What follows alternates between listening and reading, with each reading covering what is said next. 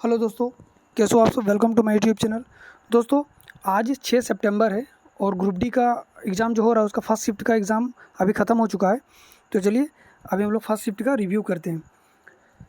ये पहला क्वेश्चन पूछा गया था कि विश्व क्षय दिवस यानी कि टीबी जो होता है, टीबी डे, वो कब मनाया जाता है। तो देखिए ये हो गया 24 मार्च को मनाया जाता है। ठीक है। अगला क्वेश्चन पूछा गया था कि मौलिक कर्तव्य को भारतीय संविधान में कब जोड़ा गया था। देखिए क्वेश्चन ये नहीं था, क्वेश्चन था कि 42वां संविधान संशोधन 1976 के द्वारा कितने मौलिक कर्तव्यों को जोड़ा गया था। देखिए इसका आंसर हो जाएगा 10 मौलिक कर्तव्यों को जोड़ा गया था। ठीक है। उस समय जब 1976 में जब 42वां संविधान संशोधन हुआ था उस समय सिर्फ 10 मौलिक कर्तव्य ही था भारतीय संविधान में। ठीक है। उसके बाद 2002 में 86वां संविधान संशोधन हुआ और उसमें और एक मौलिक कर्तव्य को 11वां मौलिक कर्तव्य को जोड़ा गया। ठीक है। तो हम दोनों ही मेंशन कर दिए हैं। तो आपका जो ये था क्वेश्चन था उसमें था कि 10 मौलिक कर्तव्य को कब जोड़ा गया था, तो 42वां संविधान संशोधन 1976 को, ये हो जाएगा इसका आंसर। ठीक है।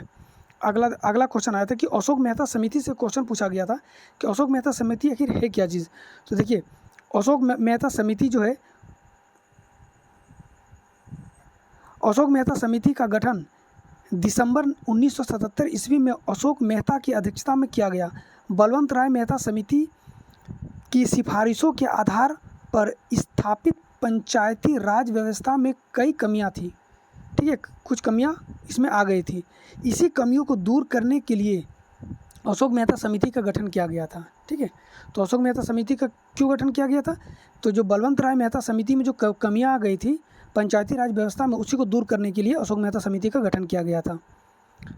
अगला क्वेश्चन पूछा गया था कि सरदार वल्लभ भाई पटेल ने गुजरात में कहाँ पर आंदोलन किया था जहाँ से उसे सरदार की उपाधि प्राप्त हुई थी। तो ये बरदौली का सत्याग्रह था, बरदौली का आंदोलन, जहाँ से सरदार वल्लभ भाई पटेल जी को सरदार की उपाधि प्राप्त मिली थी।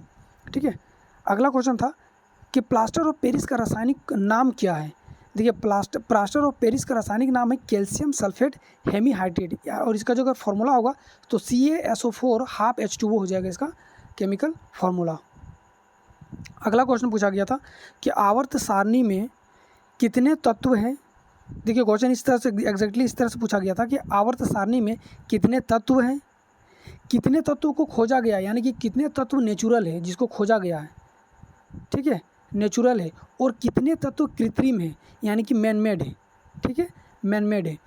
तो देखिए जो टोटल आवर्त सारणी, जो आधुनिक आवर्त सारणी, उसमें अभी तक 118 एलिमेंट है। ठीक है, 118 एलिमेंट को खोजा जा चुका है, जिसमें से 98 जो है वो नेचुरल है, वो प्राकृतिक रूप से पाया जाता है, और इसमें से 20 को बनाया गया यानी कि लेबोरेटरी में इनको बनाया गया यानी कि मैनमेड है। ठीक है। तो इसका जो आंसर होगा आपको इसी तरह से दे रखा था कि 118, 98 और 20 इसका करेक्ट आंसर होगा। फिर एक क्वेश्चन पूछा गया था कि निम्न में से कौन सा श्वसन तंत्र का हिस्सा नहीं है। यहाँ पे पूछा गया था कि कौन सा श्वसन तंत्र का हिस्सा नहीं है। तो देखिए ये तो ऑप्शन के बिना नहीं हो पाएगा। श्वसन तंत्र का हिस्सा कौन कौन सा आता है। देखिए नोज़ आता है, इसको नोज़ आता है यानी कि नाक होता है हम लोग का, फेरिंग्स होता है, इपिग्लोटिस जिसको घाटी का ढक्कन कहा जाता है, लैरिंग्स जिसको वॉइस बॉक्स कहा जाता है, विंड पाइप यानी कि एक खाने वाला पाइप होता है और एक विंडो पाइप होता है जिससे हम लोग सांस लेते हैं, वो होता है विंड पाइप। ठीक है। नेक्स्ट आता है ब्रोंकाई, उसके बाद होता है ब्रोंक्यूल्स, उसके बाद आ जाता है एल्बोलॉई। एल्बोलॉई जो अंगूर की तरह लास्ट जो होता है, और इसी को फेफड़े का जो यूनिट कहा जाता है ना, रिस्पिरेटरी सिस्टम का यूनिट कहा जाता है, वो एल्बोलॉई ही होता है। ठीक है। तो ये सब तो होता है रिस्पिरेटरी सिस्टम में, इसके अलावा जो नहीं है इसके अलावा जो दे रखा था वही इसका आंसर होगा। अगला क्वेश्चन पूछा गया था इस तरह कि चुंबक का प्रभाव सबसे ज़्यादा कहाँ होता है। जैसे कि एक चुंबक है तो इसमें प्रभाव कहाँ होगा, क्या इसका साइड में होगा या इसके मिडिल में होगा या फिर इस साइड में होगा, यानी कि इसका साइड में होगा या फिर मिडिल में होगा, ये पूछा गया था। तो देखिए चुंबक के सबसे ज़्यादा प्रभाव जो होता है यानी कि इफेक्ट जो होता है, ये होता है सबसे ज़्यादा इसका साइड में। ठीक है, ये साइड में ही होता है, नॉर्थ पोल और साउथ पोल ये जो होता है इस साइड में होता है, बीच में इसका प्रभाव बहुत कम होता है या फिर ना के बराबर होता है। अगला क्वेश्चन देखते हैं, स्थानीय स्वशासन का जनक किसे कहा जाता है। देखिए लॉर्ड रिपन को कहा जाता है स्थानीय स्वशासन का जनक। नेक्स्ट क्वेश्चन पूछा गया था कि केंद्रीय भारतीय भाषा संस्थान कहाँ स्थित है। केंद्रीय भारतीय भाषा संस्थान मैसूर में स्थित है। ठीक है। नेक्स्ट क्वेश्चन है, भारत में सोना का उत्पादन सबसे ज़्यादा कहाँ होता है? ये उलट के दे रखा था, यानी कि कर्नाटक में दे रखा था कि कर्नाटक में सबसे ज़्यादा क्या पाया जाता है, तो इसका आंसर हो जाएगा सोना। तो ये इसी क्वेश्चन को हम इस तरह से बनाए हैं कि भारत में सोना सबसे ज़्यादा कहाँ उत्पादन होता है? सोने का उत्पादन कहाँ पे होता है? तो कर्नाटक में होता है सोने का सबसे ज़्यादा उत्पादन। एक क्वेश्चन दे रखा था कि एक फ्लावर था, उसका पिक्चर दे रखा था और उसमें पूछा गया था कि प्रजनन अंग कौन कौन सा है। तो देखिए इसमें मुख्य प्रजनन अंग दो होता है, एक तो होता है मेल पार्ट और एक होता है फीमेल पार्ट। ठीक है, फीमेल पार्ट में क्या होता है? स्टिग्मा, स्टाइल और ओवरी होता है। ठीक है, अगर हम एक फ्लावर को बनाएं तो ये होता है फीमेल पार्ट और इस तरह से होता है मेल पार्ट। ठीक है, तो ये होता है स्टिग्मा, ये होता है स्टाइल और ये होता है ओवरी। ठीक है, इस पर कलर थोड़ा चेंज करते हैं। ठीक है, ये होता है, ये जो पार्ट होता है ये होता है स्टिग्मा, ये होता है स्टाइल और ये होता है ओवरी। और इसे इस तीनों को मिला के हम लोग बोलते हैं पिस्टल। स्टिग्मा, स्टाइल, ओवरी को मिला के बोलते हैं पिस्टल। हम सब लिख दे रहे हैं ताकि आपको ऑप्शन में क्या था आप लोग इससे आप लोग आराम से मिला सकते थे। ठीक है, और जो मेल पार्ट होता है, मेल पार्ट में क्या होता है? मेल पार्ट में ये जो पोर्शन होता है इसको बोला जाता है एंथर और ये जो पोर्शन होता है इस पोर्शन को बोला जाता है फिलामेंट। और टोटल को अगर हम मिला दें यहाँ से यहाँ तक तो इसको बोला जाता है स्टेमेन। ठीक है, तो ये मेल और फीमेल पार्ट इसमें होता है। ठीक है, फूल के चित्र दे रखा था, उसमें प्रजनन अंग पूछा था, तो प्रजनन अंग इसी में से कोई एक दे रखा होगा आपका। इसी तरह से और एक पिक्चर दे रखा था, एक पौधे का कुछ दे रखा था पिक्चर, जैसे कि बच्चों द्वारा बताया गया कि फूल या फिर पौधे का, और उसमें बोला था कि फूल का जो प्रजनन अंग कौन सा है, इस पे से एक्जेक्ट्रिक अंग कौन सा है, और ये पूछा गया था, कुछ इस तरह से पूछा गया था आप लोग का।